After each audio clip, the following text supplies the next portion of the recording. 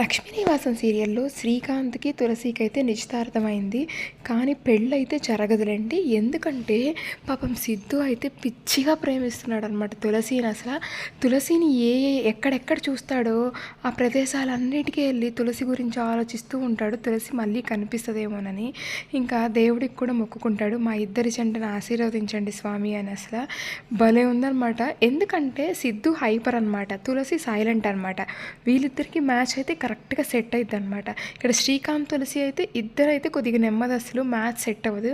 నాకు తెలిసి పెళ్ళి టైంకి అయితే శ్రీకాంత్కి అయితే తులసి చెల్లెలు జానునైతే సెట్ చేస్తారేమో అనిపిస్తుంది. ఎందుకంటే కొద్దిగా శ్రీకాంత్ ఏమో సైలెంట్, జాను ఏమో కొద్దిగా ఫైర్ క్రాకర్ లాగా పేలుతుంటుంది అనమాట.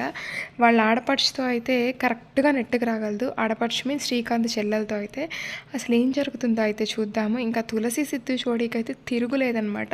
అంత బాగుందనమాట. వాళ్ళిద్దరూ ఎక్కడన్నా కలిసినప్పుడైతే భలే వేస్తున్నారండి బ్యాక్గ్రౌండ్ మ్యూజిక్ వాళ్ళిద్దరికైతే. దాన్ని బట్టే చెప్పేయచ్చు అనమాట మనకి తులసికి అయితే సిద్ధునే జోడీ అని. Thank you.